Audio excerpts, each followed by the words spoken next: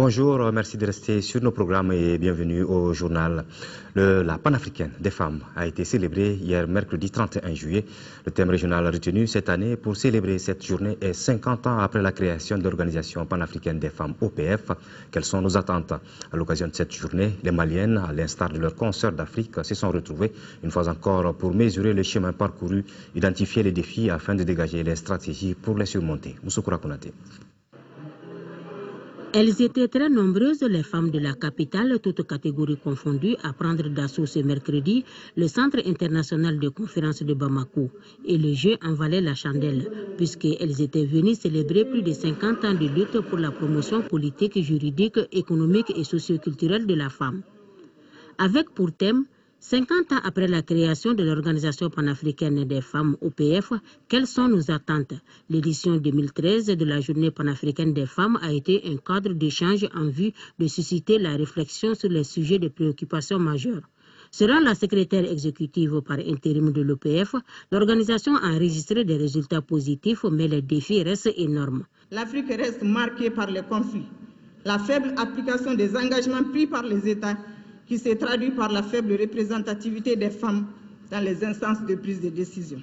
La précarité de leurs conditions de vie, marquée par la pauvreté, l'analphabétisme, la mortalité maternelle et infantile élevée, le paludisme, le VIH et le sida, les violences basées sur le genre, et j'en passe. Intitulé 50 ans après la création de l'OPF, Engagement des femmes pour la construction du Mali, le thème national interpelle les Maliennes à plus d'engagement patriotique pour la reconstruction nationale. S'agissant du Mali, notre pays est encore fragilisé par la grave crise sécuritaire et humanitaire qui l'a ébranlé jusque dans ses fondements. Chères sœurs maliennes, soyez fiers de vous et continuez à relever les défis car nos pionnières nous ont montré la bonne voie. Nous devons renforcer les débats autour des défis de la femme malienne, nous investir davantage pour la construction du Mali dans ce contexte de développement post-crise. Alouata Ishata Saï a procédé au lancement du livret OPF 50 ans de parcours, acquis, défis et attentes du Mali. Dans son allocution, la première dame du Mali a tout d'abord salué la pertinence du thème national avant d'inviter la nouvelle génération à plus de combativité face aux multiples défis liés à la paix, la sécurité et la stabilité sociale dans nos pays. J'adresse mes encouragements à toutes les femmes du Mali pour leur combat quotidien au service de la paix. Je les exhorte particulièrement à s'investir et à s'impliquer dans la réconciliation nationale. Nous, les femmes, nous avons un rôle très important à jouer dans cette mission nationale qui est de prôner le dialogue entre les fils et les filles du pays pour une réconciliation inclusive. Je compte sur vous et je suis convaincue que vous en êtes capables. Ensemble, nous le réussirons. Une projection sur le parcours de l'OPF, un sketch sur la gestion des crises post-électorales et la prestation de l'artiste Saban Boubacar Touré ont constitué les temps forts de cette journée. Signalons que l'Organisation panafricaine des femmes, OPF, a été créée le 31 juillet 1962. À l'occasion donc de la journée panafricaine des femmes, nous rendons hommage à la Camerounaise Katang Abianga Frédéric Vera, technicienne de spectacle. Elle est arrivée au Mali dans des conditions difficiles en 2005. Grâce à son courage, elle est aujourd'hui sur les scènes des grands festivals. Son portrait avec Cheikh Oumar Sangaré. 37 ans, mère d'un enfant et passionnée de la scène des spectacles. Voilà Katang Ambadjang Frédéric Vera. Sa passion pour les métiers supposés être réservés aux hommes ne date pas d'aujourd'hui. Étant petite, j'avais une passion pour le métier d'homme. Moi, mon rêve était d'être mécanicien d'avion. Bon, mes études étant trop chères et trop longues, je n'ai pas eu la chance, j'ai perdu mon papa très tôt. Et j'ai eu une passion pour ce métier. Katang Ambadjang Frédéric Vera a vu le jour le 20 juillet 1976 à Yaoundé au Cameroun. Au début des années 80, elle fréquente l'école primaire Notre-Dame de Victoire avant le lycée Leclerc courant 1990 à Yaoundé. Sa carrière scolaire s'arrête là. Commence alors un périple africain guidé par l'amour du son et de la lumière. Je me suis retrouvée en Côte d'Ivoire. J'ai fait le centre culturel français d'Abidjan. J'ai fait le Massa, le palais de la culture. la fête de la musique et tout et tout. C'est par rapport aux événements de la Côte d'Ivoire que je me retrouve ici en 2005. Son choix du Mali s'explique par l'hospitalité légendaire de notre pays. J'étais quand même en contact avec ma famille. Alors c'est mon grand frère qui me dit un jour au téléphone, quand les événements n'étaient pas bien en Côte d'Ivoire, il me dit au téléphone que est-ce que tu sais que le Mali et nous n'avons pas de visa. Fais tout et tout, entre au Mali. C'est comme ça que je saute dans un car et je me retrouve au Mali. J'ai fait 2 semaines à l'Autoga. Je dormais dans un magasin parce que je ne connaissais personne. Et après, comme ça, parce que je suis de nature battante, quoi. C'est comme ça que je trouve une maison et me voici aujourd'hui. Katang Ambadjang Frédéric Vera exerce la profession de technicienne de scène sans complexe. Quand moi je suis sur la scène et quand je fais mon boulot, je ne sais pas s'il y a des hommes à côté de moi, je fais ce qui m'intéresse. Je suis la personne qui branche tous les appareils sur la scène, qui branche la table de retour. Je m'occupe de tout ce qui est branchement sur la scène. Les micros, les amplis, les haut-parleurs, je m'occupe de tout ce qui est sur la scène. Aujourd'hui, la jeune dame est presque sur toutes les scènes des festivals au Mali.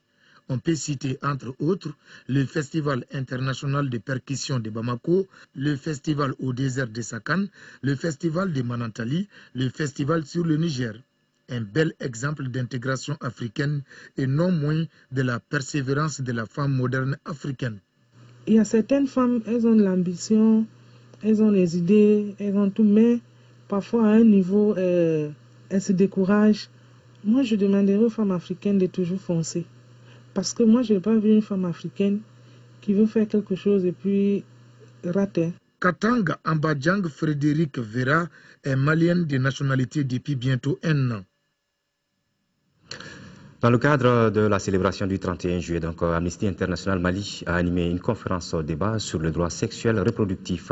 L'objectif visé est d'informer les femmes sur les droits humains. Reportage de Khadija Toukone. Au Mali et en Afrique en général, beaucoup de femmes sont analphabètes. Elles se battent tous les jours pour avoir leur pain quotidien. La majorité de ces femmes ignorent les droits sexuels reproductifs. C'est compte tenu de cette ignorance que Amnesty International Mali a animé une conférence débat sur la santé de la reproduction. Amnesty a aujourd'hui un volet, une ligne de conduite qui travaille sur mon droit, mon corps, mon droit. Donc c'est dans ce cadre qu'on a initié cette conférence. Les enfants sont aujourd'hui sujets à l'excision. Il y a des communautés qui pratiquent encore l'excision. Il y a le problème aussi des mariages précoces. Les enfants aujourd'hui sont mariés à 13 ans, 12 ans, 14 ans dans certaines communautés et il y a des conséquences sur la santé de leur reproduction. Au cours de la conférence, les jeunes du réseau Amnesty International Mali ont animé un sketch pour montrer au public l'autodétermination face à certaines décisions et le rôle de Amnesty International Mali dans la prise en charge des personnes en détresse. Les droits sont universels et sont indivisibles. Donc on ne peut pas protéger quelqu'un du point de vue de la santé sans l'alimentation ou sans l'éducation. Donc c'est l'unicité des droits et le gouvernement a l'obligation de protéger chaque Malien et chaque Malienne et par rapport à ces droits qui sont consignés même dans la Constitution. En cette fête de 31 juillet, Amnesty International a voulu par cette conférence débat renforcer la connaissance des femmes sur les droits humains afin qu'elles puissent revendiquer leurs droits.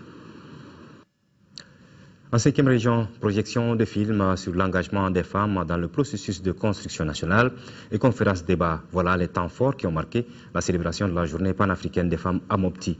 La cérémonie qui s'est déroulée à la maison de la femme et de l'enfant était présidée par le gouverneur de région Ibrahima Amma. Reportage de Aminata Touré.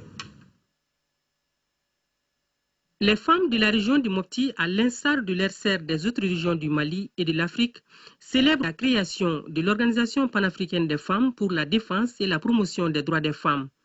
Journée de réflexion, d'analyse de situation, d'engagement et de débat autour des défis du Mali, d'où le thème choisi cette année, 50 ans après la création de l'EPF, engagement des femmes pour la construction du Mali.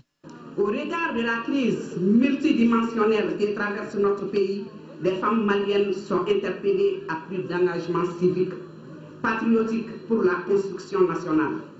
Il s'agira pour les femmes du Mali de s'engager, de se dévouer davantage pour une participation active et efficace dans tous les domaines.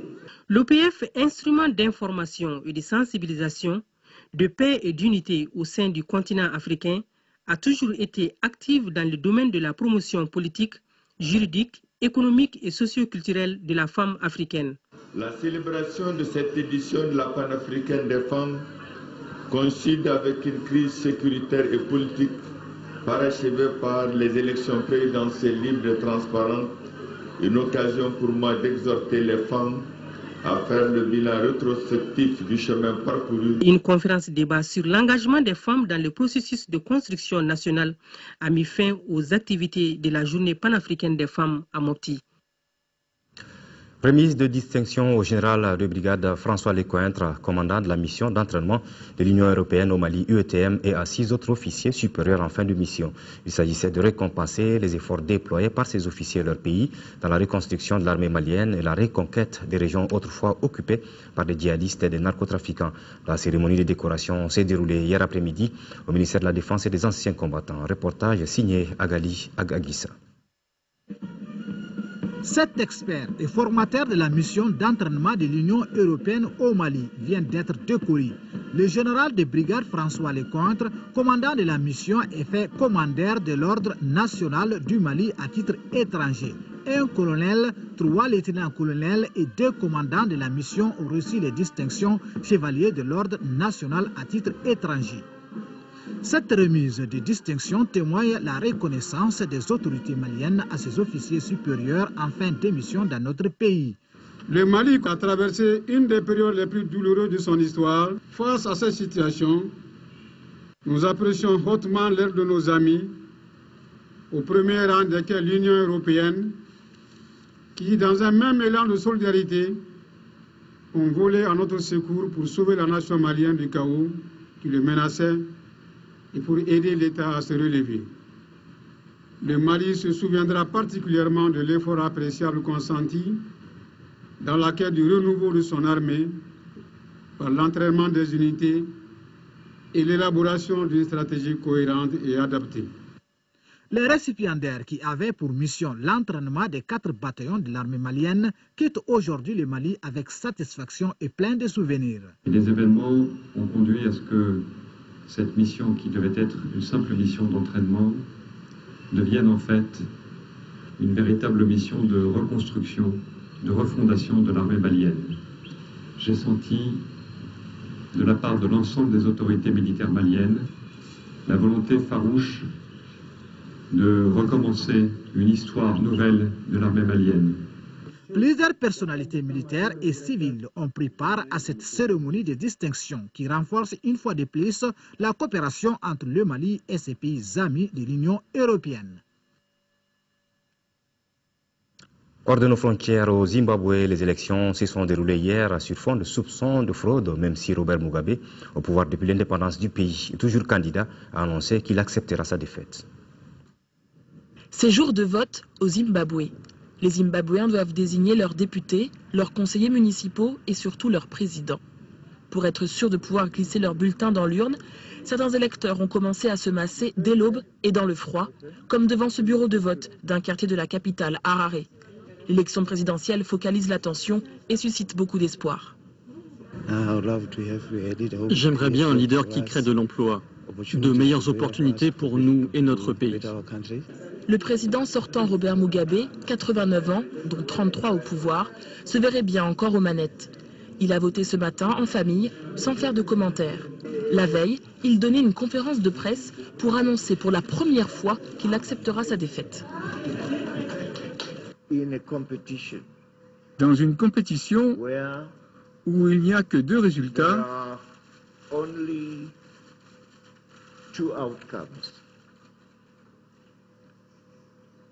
gagner ou perdre, c'est l'un ou l'autre. Face à lui, son éternel adversaire, le Premier ministre Morgan Tsvangirai. À la question « Allez-vous gagner cette élection ?», il répond très confiant. La question n'est pas si je vais gagner, mais quand. Et je vais gagner de façon assez retentissante. De nombreux soupçons de fraude planent ces élections. L'opposition affirme avoir des preuves. Aux premières heures du vote, le chef des observateurs de l'Union africaine n'a rien à signaler.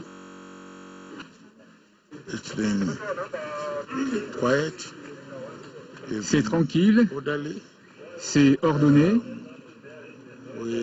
Le premier bureau que j'ai appelé ce matin a ouvert ponctuellement à 7 heures. Dans un pays économiquement ruiné où les libertés sont réduites, les Zimbabwéens rêvent tout simplement d'un avenir meilleur. Aux États-Unis, la justice militaire a retenu 19 des 22 chefs d'accusation contre le soldat Manning qui encourt jusqu'à 136 ans de prison. Manning est accusé d'avoir transmis au réseau Wikileaks des câbles diplomatiques et des mémos secrets sur les détenus de Guantanamo.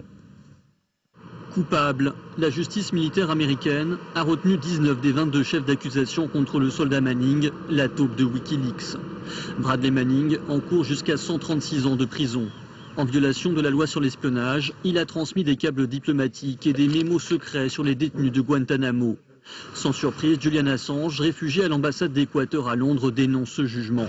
Le fondateur de Wikileaks estime que Bradley Manning est la source journalistique la plus importante que le monde ait jamais connue. Les divulgations de Bradley Manning ont mis en évidence des crimes de guerre, déclenché des révolutions et produit des réformes démocratiques. C'est la quintessence de l'information. Et c'est la première condamnation aux États-Unis contre un informateur pour espionnage. C'est un dangereux précédent et un exemple d'extrémisme sécuritaire. Même si l'opinion américaine demeure partagée sur le cas Manning, les réactions de soutien ont été très nombreuses aux États-Unis.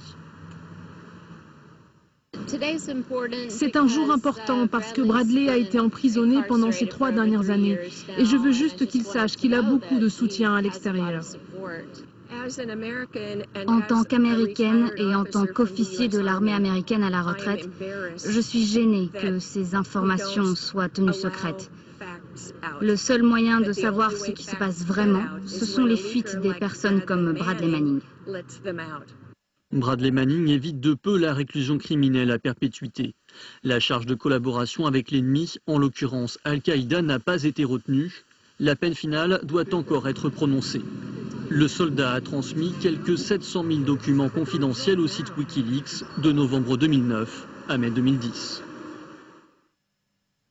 Voilà, c'est la fin de ce journal. Merci de l'avoir suivi. Prochaine édition d'information à 18h et à 20h45 avec Aïssata Ibrahim Maïga. Mais restez sur nos programmes. Il y aura du direct tout à l'heure aux environs de 14h depuis le ministère de l'administration territoriale pour la cérémonie de proclamation des résultats provisoires de l'élection présidentielle du dimanche dernier. Merci, à tout à l'heure.